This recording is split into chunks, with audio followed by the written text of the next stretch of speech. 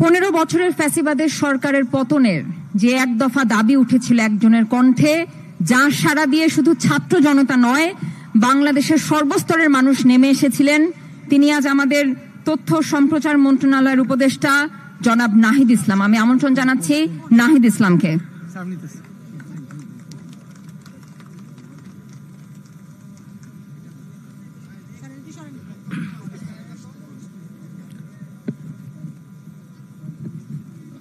আসসালামু আলাইকুম। প্রিয় সংগ্রামী বন্ধুগণ, আজকে আমাদের বড়ই সৌভাগ্য যে স্বাধীন বাংলাদেশে আমরা সকল দল মত আজকে একই মঞ্চে দাঁড়িয়ে কথা বলতে পারছি এবং আমাদের সাথে হওয়া যে বিগত সময়গুলোতে যে নিপীড়ন ঘটেছে, মানবাধিকার হরণ ঘটেছে, সেই গল্পগুলা আমরা আজকে বলতে পারছি জাতির সামনে। উপস্থিত রয়েছেন বিগত 16 বছরে নির্যাতিত পরিবারসমূহ, গুম হওয়া পরিবারসমূহ এবং এই জুলাই আন্দোলনে যারা শহীদ হয়েছেন, যারা আহত হয়েছেন, তারা এবং তাদের পরিবাররা আজকে এখানে উপস্থিত ছিলেন। আজকে এখানে উপস্থিত আছেন বিভিন্ন রাজনৈতিক দলের সিনিয়র এবং তরুণ নেতৃবৃন্দ। এবং এই ধরনের একটি আয়োজন করার জন্য আমি মায়ের ডাক সংগঠনটিকে আন্তরিকভাবে ধন্যবাদ এবং কৃতজ্ঞতা জানাচ্ছি। এবং এই যে মায়ের ডাক, অধিকার, এই সংগঠনগুলা আমাদের সাথে সবসময় ছিল। আমরা যখন কথা বলতে পারতাম না, তখন তারাই কিন্তু আমাদের কথাগুলো বলতেন। সকলের আলোচনা করলেন, বক্তব্য দিলেন এবং আমরা দেখতে পাচ্ছি যে সকলের কথার মধ্যে কিন্তু আমাদের সেই যে মিল আমরা দেখতে পেলাম। কারণ আমরা সকলেই বিগত 16টা বছর ধরে, 15টা বছর ধরে আমরা নিপীড়িত হয়েছি, নির্যাতিত হয়েছি। ফলে মজলুমের কোনো দল হয় না। আজকে সকল মজলুম আমরা এক পাটাতনে দাঁড়িয়েছি এবং আমরা মনে করি এই যে আমরা যারা নিপীড়িত হয়েছি, এই নিপীড়িত পরিবার, নিপীড়িত মানুষগুলো, আমাদেরকে সবসময় ঐক্যবদ্ধ থাকতে হবে। আমাদের দল মত আদর্শ ভিন্ন হতে পারে, রাজনীতি ভিন্ন হতে পারে, কিন্তু এই নিপীড়িত পরিবারগুলোকে, নিপীড়িত মানুষগুলোকে আমাদের এক থাকতে হবে এবং সেই এক থাকার জন্য একটি জাতীয় মঞ্চ আমাদের গঠন করা প্রয়োজন বলে আমি মনে করছি। প্রিয় বন্ধুগণ, সকলের কথা এসেছে যে আমাদের মানবাধিকার হরণ করা হয়েছিল বিগত সময়গুলোতে, গণতন্ত্রকে হত্যা করা হয়েছিল এবং যত দুঃশাসন, লুটপাট, দুর্নীতি হয়েছিল তার তালিকা করলে শেষ হবে না। সকলেই সেই কথা বললেন এবং আমরা জানি কার সাথে, এই সকল ঘটনার সাথে কে বা কারা জড়িত ছিল। সেই শেখ হাসিনা এবং আওয়ামী লীগ এবং তাদের যে মুজিববাদী রাজনীতি এবং আদর্শ, যেটা একটা ফ্যাসিস্ট রাজনীতি, সেই রাজনীতির উপর ভিত্তি করে কিন্তু তারা মানবাধিকার হরণ করেছিল।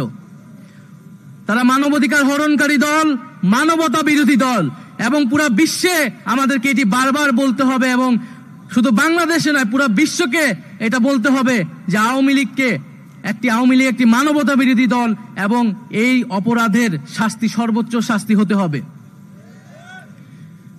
প্রিয় বন্ধুগণ, আমরা বলেছি যে এই যে যারা গণহত্যা করেছে এবং এই গণহত্যা শুধু এই জুলাই আন্দোলনে নয়, ক্ষমতা শুরু থেকেই এই মানবাধিকার হরণ এবং গণহত্যার সাথে তারা জড়িত। শেখ হাসিনার হাতে রক্তের দাগ সব সময়ই ছিল, যেমনটা ছিল তার বাবার হাতে।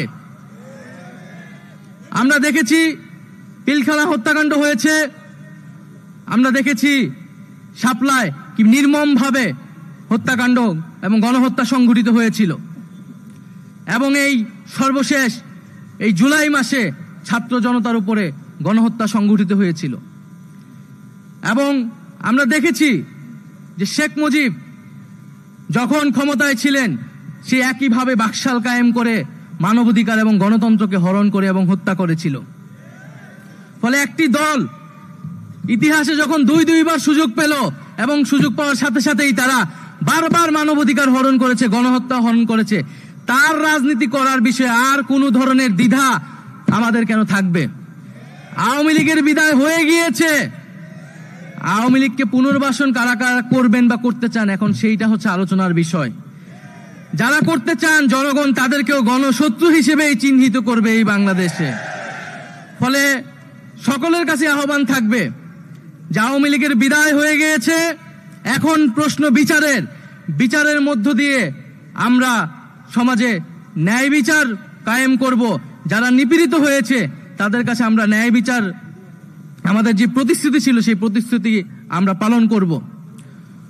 ফলে আমরা যারা নিপীড়িত হয়েছি সকলের একটাই ঐক্যের জায়গা এখন যে বিচার। আমরা এই যে ফ্যাসিস্ট রাজনীতি হয়েছে, গণহত্যা হয়েছে, তার বিচারের জন্য আমরা কাজ করব। এবং আজকে এখানে যেহেতু বিভিন্ন রাজনৈতিক দলের নেতৃবৃন্দরা রয়েছেন, খুবই দুঃখের সাথে বলতে হচ্ছে এবং আপনাদের প্রতি আহ্বান থাকবে যে বিভিন্ন জায়গায় এই যে শহীদ পরিবারের করা মামলাগুলো, সেই মামলাগুলো নিয়ে মামলা বাণিজ্য হচ্ছে এবং এটি আমাদের খুবই দুঃখের বিষয়। আমাদের এই শহীদ পরিবারগুলো কিন্তু আমাদের আবেগের জায়গা এবং সেই মামলাগুলোকে নিয়ে যারা মামলা বাণিজ্য করছেন, আপনাদের প্রতি আহ্বান থাকবে আপনারা দলে কঠোর হবেন। কোনো দলের কর্মী যাতে এই ধরনের অপকর্মের সাথে জড়িত হতে না পারে। যারা মামলা বাণিজ্য করছে, যারা চাঁদাবাজি করছে, যারা আওয়ামী লীগকে পুনর্বাসনের চেষ্টা করছে, তাদের বিরুদ্ধেও কিন্তু ছাত্র জনতা ঐক্যবদ্ধ আছে। ফলে প্রিয় বন্ধুগণ, আজকে বাংলাদেশ একটি নতুন ইতিহাসের পাটাতনে দাঁড়িয়েছে। আমরা আজকে এই আন্তর্জাতিক মানবাধিকার দিবসে স্মরণ করছি আমাদের সকল শহীদদের। আমাদের সীমান্তে যে শহীদ হয়েছে এত বছর ধরে আমাদের ভাই ও বোনেরা, সেই শহীদদের আমরা স্মরণ করছি এবং আমরা ভারতকে বলেছি যে এটা আওয়ামী লীগের বাংলাদেশ নয়, এটা শেখ হাসিনার বাংলাদেশ নয়। বাংলাদেশ আত্মমর্যাদা নিয়ে দাঁড়িয়েছে, রক্তের উপর দিয়ে দাঁড়িয়েছে। ফলে ন্যায্যতা ও সমতার ভিত্তিতে এই বাংলাদেশের সাথে কথা বলতে হবে এবং সম্পর্ক স্থাপন করতে হবে। ফলে আপনারা এখনো যারা ভারত সরকারে রয়েছেন, ভারতের শাসক গোষ্ঠী রয়েছেন, এই যে সীমান্তে হত্যা হচ্ছে, আপনারা যদি মনে করে থাকেন এই সীমান্তে হত্যা করে বাংলাদেশকে প্রেসার ক্রিয়েট করবেন, তাহলে আপনারা ভুল ভাবছেন। আমরা শেখ হাসিনাকে বলেছিলাম, শেখ হাসিনা যখন আমাদের সংলাপের আহ্বান জানিয়েছিল, বলেছিল গণভবনের দরজা খোলা আছে। আমরা বলেছিলাম আমরা গণভবনে যাব, কিন্তু সংলাপের জন্য নয়, শেখ হাসিনাকে উৎখাত করার জন্য। এবং আমরা উৎখাত করার জন্য গিয়েছিলাম। আজকে সীমান্তকে যদি সুরক্ষা করতে হয়, তাহলে আমরা সীমান্তও কিন্তু ছুটে যাব।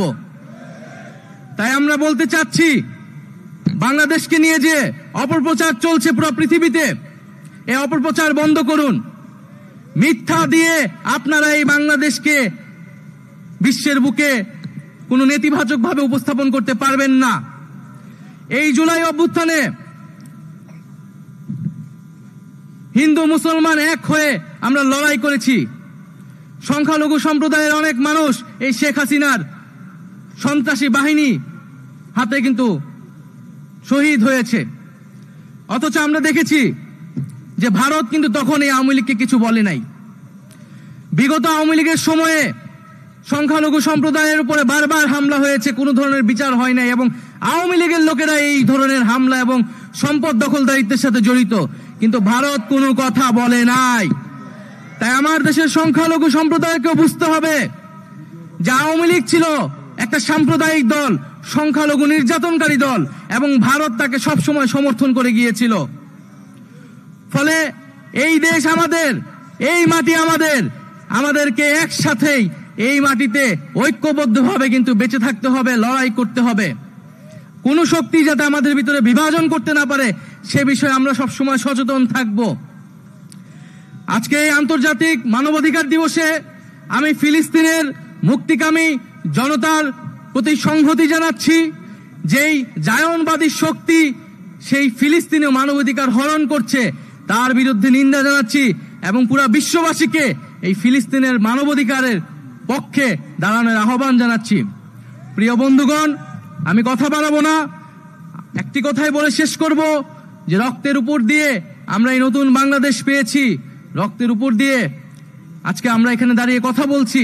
ফলে এই যে রক্তের যে আমরা প্রতিশ্রুতি যে সেই বিচার অবশ্যই আমরা করব, এবং সেটার জন্য আমাদের যে জাতীয় ঐক্য, জাতীয় সংহতি, সেটি সবসময় আমাদেরকে রক্ষা করতে হবে।